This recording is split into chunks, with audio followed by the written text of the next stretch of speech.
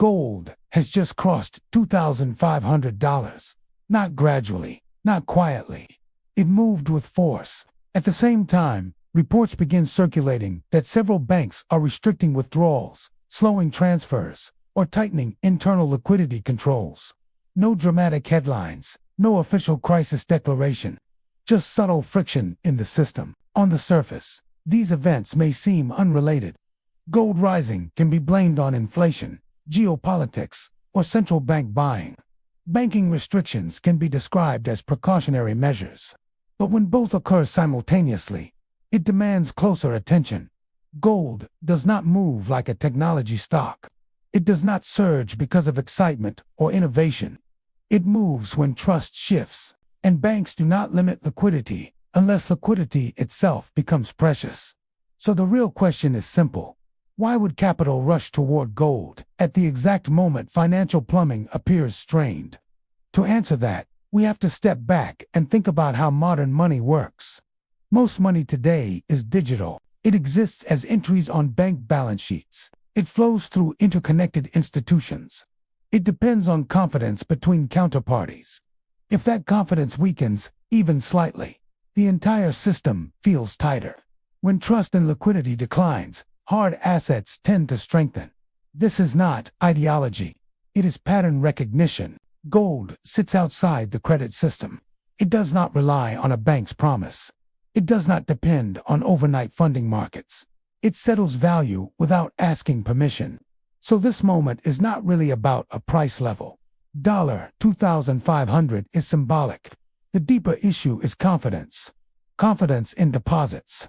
Confidence in interbank lending. Confidence in the smooth movement of capital. And history shows something important. Once confidence begins to crack, it often moves faster than policymakers expect. Liquidity can vanish quickly. Restoring trust takes longer. That brings us to the next step in this story. If gold is sending a signal, and banks are reacting defensively, then something in the normal rules of the market may already be breaking. If the normal rules are beginning to bend, we need to define what those rules are. Traditionally, gold rises during periods of inflation, fear, or visible currency debasement. When consumer prices climb or central banks expand the money supply aggressively, investors seek protection. Gold becomes a hedge against declining purchasing power. That pattern is familiar. But this moment feels different. Gold is not only rising against inflation headlines. It is rising while credit conditions tighten and banks restrict liquidity. That combination carries a deeper message.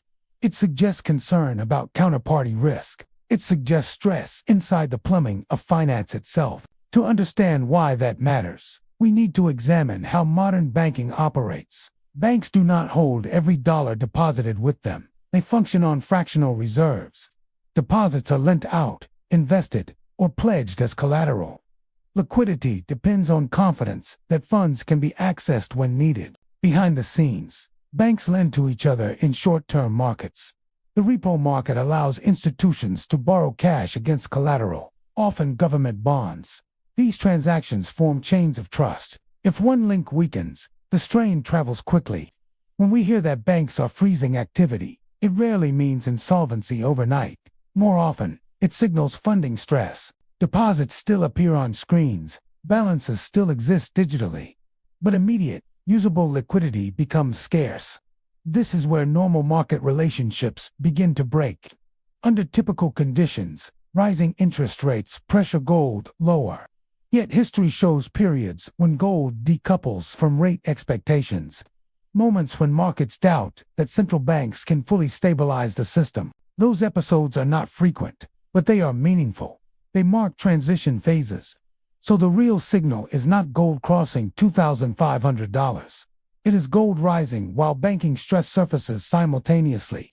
That pairing has historically suggested a shift underway. And if this is a transition, the next question becomes unavoidable. Who truly holds leverage when liquidity tightens and trust starts to fragment? If leverage shifts during moments of stress, we have to ask where real leverage actually resides.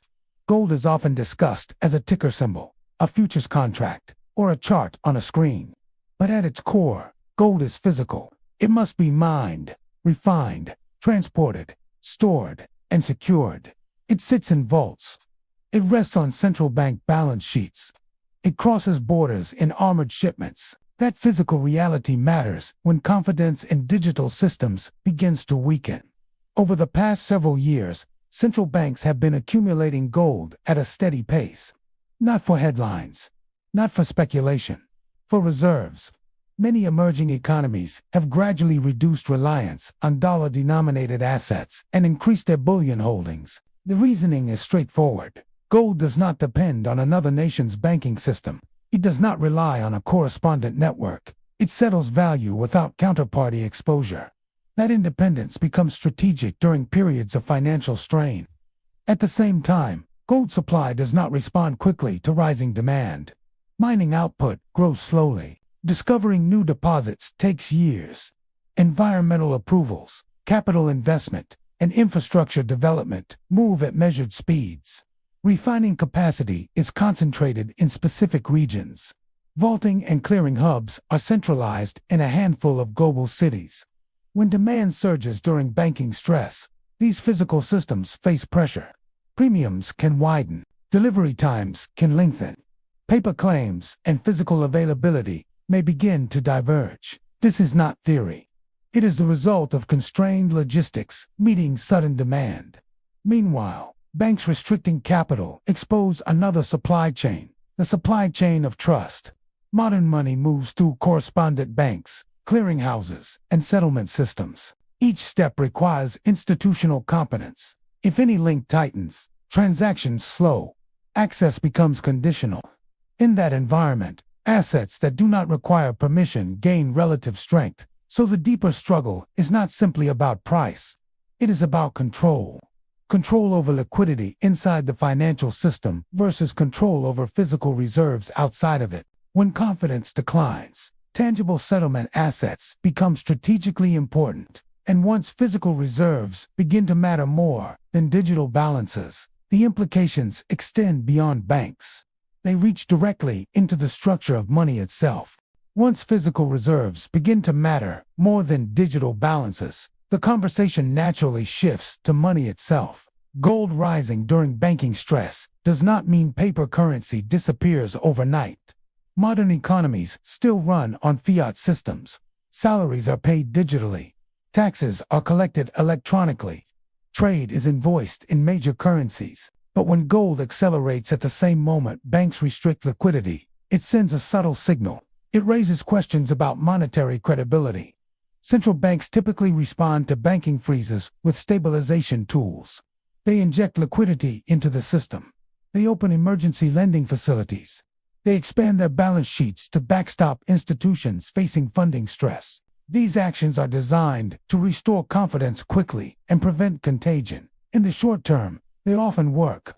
Markets calm, interbank lending resumes, depositors regain access. But there is a longer-term trade-off. Expanding liquidity to stabilize banks increases the supply of base money.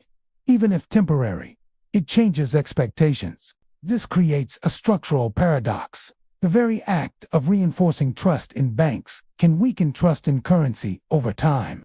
If participants believe that every period of stress will be met with monetary expansion, they begin adjusting behavior in advance. That adjustment often shows up in inflation expectations. Investors hedge not against today's prices, but against tomorrow's purchasing power. They allocate toward assets perceived as scarce or independent of policy discretion. Gold benefits from that psychology.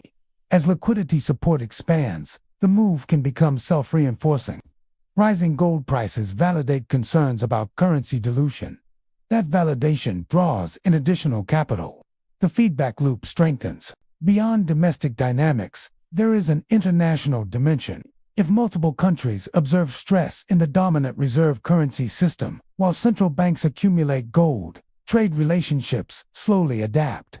Settlement diversification begins at the margins. Bilateral agreements expand. Gold plays a quiet, supporting role in reserve composition. This is not a sudden collapse scenario. It is gradual realignment, a slow redistribution of trust. And that is the hidden consequence. Gold's rise is less about speculation and more about long-term purchasing power. It reflects an undercurrent of doubt about how resilient the monetary architecture truly is, which leads to a practical question. If the system is adjusting beneath the surface, how should individuals think about their own exposure to risk within it? If the monetary architecture is under quiet pressure, the effects will not stay confined to central banks and vaults. They filter down into everyday financial life. The first step is separating liquidity from solvency. When a bank freezes, withdrawals, or limits transfers, it does not automatically mean it is insolvent. Liquidity refers to immediate access to cash or funding. Solvency refers to whether assets exceed liabilities over time. A bank can be solvent on paper, yet struggle with short-term funding. However, liquidity stress can evolve into solvency risk if trust deteriorates and withdrawals accelerate. Understanding that distinction prevents overreaction while still respecting risk. The second framework is counterparty risk. Any asset held within a financial institution depends on that institution functioning smoothly. Brokerage accounts, bank deposits, money market funds all rely on layers of intermediaries. Most of the time, this system works efficiently, but during stress, the strength of each counterparty matters more. Assets held outside complex chains of obligation behave differently.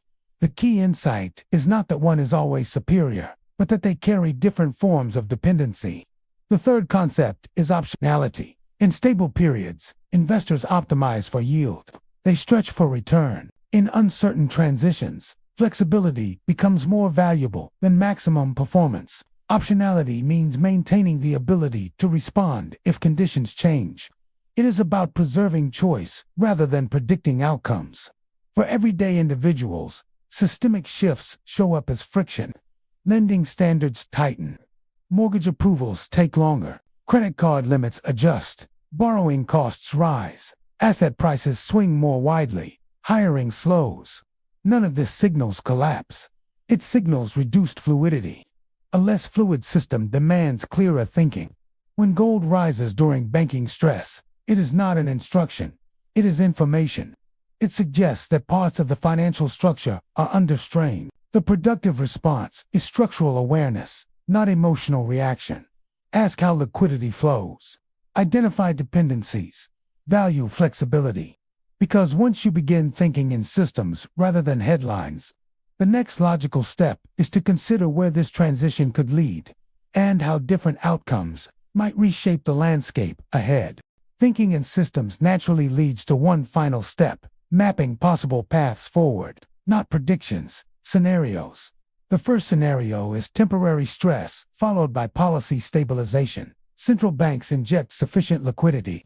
Funding markets normalize. Banks quietly remove restrictions. Confidence returns faster than expected. In this outcome, gold's surge above $2,500 becomes a spike rather than a structural shift. Prices may retrace as fear subsides. Regulation increases. Oversight tightens. The system resets with additional safeguards. Trust is bruised but not broken. The second scenario is prolonged liquidity tightness. In this path, policy support prevents collapse, but does not fully restore ease. Banks remain cautious. Lending standards stay restrictive. Credit creation slows. Economic growth softens under the weight of higher funding costs. Gold remains elevated, not because of panic, but because uncertainty persists. Trust rebuilds gradually. Markets operate, but with friction. This is not crisis, it is stagnation. The third scenario is deeper. A monetary regime adjustment. Countries observing repeated episodes of banking stress and aggressive liquidity expansion may accelerate diversification away from concentrated reserve exposure. Gold's role as a neutral settlement asset expands incrementally. Bilateral trade agreements reduce reliance on a single currency corridor. Currency volatility increases as capital reallocates across regions. This transition would unfold over years, not weeks. None of these paths are guaranteed. Each depends on one variable: confidence. Confidence between banks. Confidence in central banks. Confidence in the long-term purchasing power of currency. Gold breaking $2,500 during banking freezes may be an early signal, not a final outcome. The critical question is what happens if confidence erodes further? Which asset class absorbs the next wave of pressure? Sovereign bonds, commercial real estate tied to leveraged financing, regional currencies facing capital outflows. To answer that, we have to examine the deepest layer of the system, the global bond market, because beneath every bank balance sheet sits sovereign debt, and if stress begins there, the implications extend far beyond gold.